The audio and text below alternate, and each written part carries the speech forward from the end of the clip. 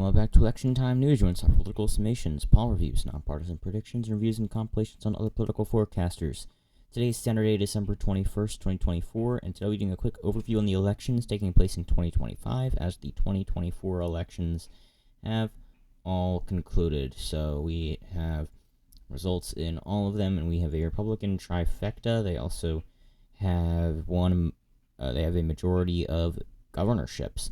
But there are a few elections that are going to happen in 2025 that they will be up. And first of those is going to be 3 House districts. These are caused by vacancies in the Trump administration. There are going to be 3 vacancies here. There's also going to be 2 governorships and 2 state houses, New Jersey and Virginia. And I have preliminary predictions on those. If you like content like this, make sure to subscribe to the channel. Do me a favor and click on that bright red button below. And so next year is an off year. There's not going to be, typically there wouldn't be any federal level elections. However, of course, there's an exception for vacancies, like there is in the House. There is Matt Gaetz, who was originally potentially going to be Attorney General of the United States, but then he did not. He is not planning to run either. There's a vacancy in that seat. He retired from the House to potentially take the role of Attorney General. That is the Florida's 1st District. And also 2 other districts that are open for positions due to vacancies for positions in the Trump administration. They're going to be in New York and in Florida. All of them are Republican-leaning districts, so there's not much competition. However, the Republicans did give up their House majority. However, they only need to win 1 in order to get it back, and I doubt that the Democrats will win any of these districts, especially not Florida's 1st District, which is a very Republican-leaning region. There's also the northern, more rural region of New York, which is in this district, and then down here is a more Republican region right below the Duval County area, and then the start of the somewhat more urban region down here.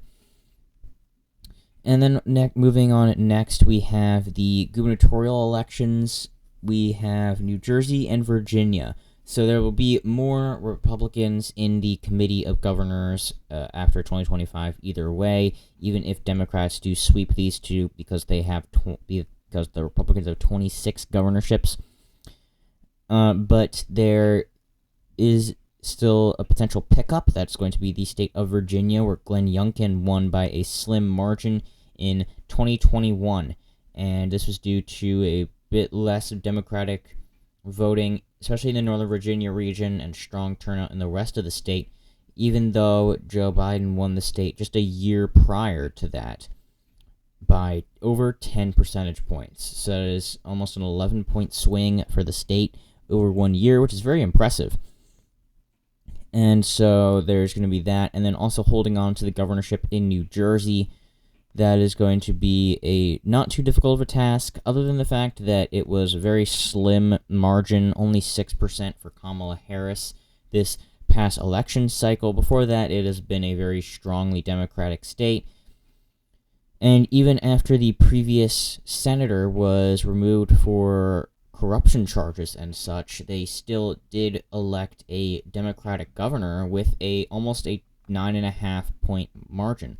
So it is not necessarily going to be a very difficult task as far as that goes for the Democrats. They're going to focus a lot more on trying to take down Glenn Youngkin and flip the governorship in Virginia. And then we also have the Virginia State House. This is I believe it is called, the House of Delegates.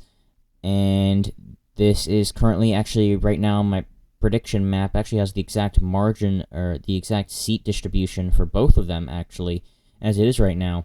And I based it entirely based off of, there was redistricting since 2019, obviously, or, it's 2023, but I did look it up. It is, in fact, going to be the House of Delegates. And so, here in the 2019 House of Delegates, it's going to be,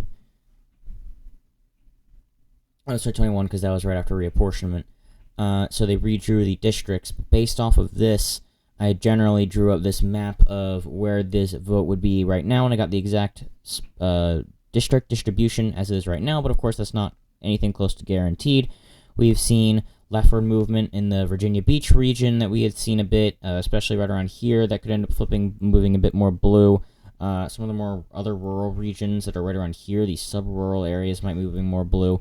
And then you might have some regions in here that are moving a bit redder. So it's definitely not anything close to set, but this is my preliminary prediction as of right now, basically a year out. And then, of course, in New Jersey, they do double sets, and they can elect different people, but this past cycle they have elected all of them for the same ticket. And so I do have that in my prediction as well, but it's 52-28, and that's exactly how it is in the actuality as well.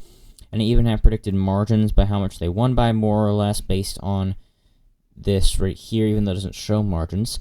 And so from here we can see the more Republican and Democratic regions of the state of New Jersey, which we could also see from the results in the state of New Jersey. You can see the red coast over here, a bit over here, and then up in this northwestern region, which you can also see over here, up down here, and then the northwestern part.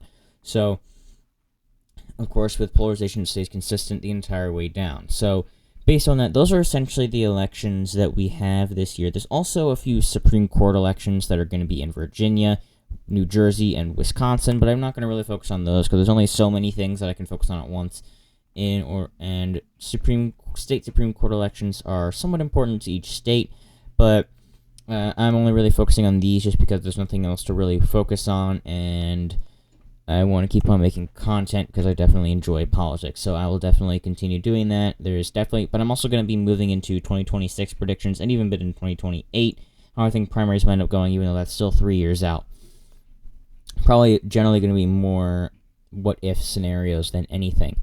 So here we have our baseline predictions. If I had to guess here so far, I'd say Youngkin's going to expand his lead a bit, and then New Jersey's going to go a bit bluer than it did before as well. And then out here, we're just going to have an easy Republican sweep of all three. But of course, this is preliminary. We still have about a year left, 11 months to be exact, and things can change. So that's going to be all for today. I'll be working more a bit on it tomorrow, get a bit more knowledge on how the statistics are for some of these regions as well.